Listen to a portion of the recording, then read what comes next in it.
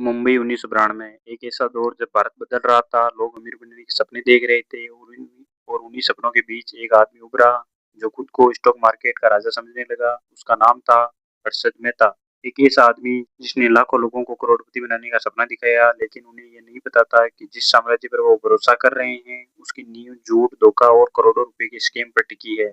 हर्षद मेहता एक साधारण middle class परिवार से आया था। न कोई पॉलिटिकल पावर, न कोई बिजनेस एम्पायर, बस एक सपना बहुत अमीर बनने का। मुंबई की भीड़ में वो भी रोज भागता था। उसकी नजर हमेशा उन लोगों पर रहती थी जो बड़ी गाड़ियों में घूमते और करोड़ों रुपए में खेलते। और फिर उसने पहली बार कदम रखा बॉम्बे स्टॉक एक्सचेंज में, जहां हर सेकंड किस्मत बदल सकती थी। 1980 का इंडिया आज जैसा डिजिटल नहीं था। स्टॉक मार्केट पूरी तरह पेपर वर्क पर चलता था और इसी कमजोरी को हर्षद मेहता ने अपनी ताकत बना लिया। वो मार्केट को घंटों देखता, नंबर को समझता और धीरे-धीरे वो बाकी ब्रोकर से अलग दिखाई देने लगा। लोग कहते थे इसे मार्केट की चाल पहले से पता चल जाती है। अब हर्षद मेहता सिर्फ ब्रोकर नहीं रहा, वो मार्केट का सुपरस्टार बन चुका था। जिस शेयर को वो खरीदता था उसकी कीमत आसमान छूने लगती थी। लोग बिना सोचे उसके पीछे पैसे लगाने लगे।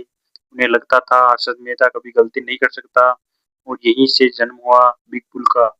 लेकिन एक सवाल सबके दिमाग में था, इतना पैसा आ कहाँ से रहा है?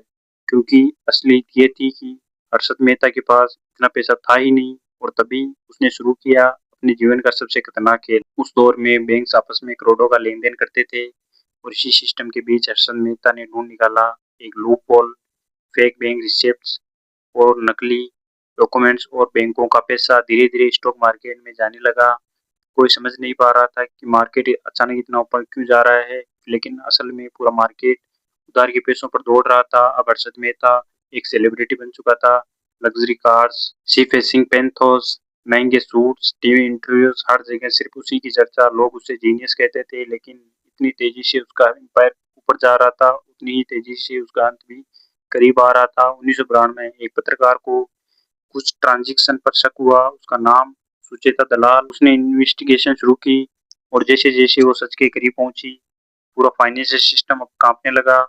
क्योंकि अब सामने आ रहा था इंडिया का सबसे बड़ा स्टॉक मार्केट स्कैम। 23 अप्रैल 1992 में एक आर्टिकल पब्लिश हुआ और उसी पर पूरा मार्केट हिल गया। इन्वेस्टर पैनिक में आ गए, शेयर्स गिरने लगे, लोगों की जिंदगी भर की सेविंग कुछ ही दिनों में खत्म होने लगी। जो आदमी कल तक इंडिया का फाइनेंशियल हीरो था, आज वही देश का सबसे बड़ा आरोपी बन चुका था। सीबीआई इन्वेस्टिगेशन शुरू हुई, बैंक्स ने करोड़ों के नुकसान की बात कही और फिर हर्षद मेहता गिरफ्तार कर लिया गया।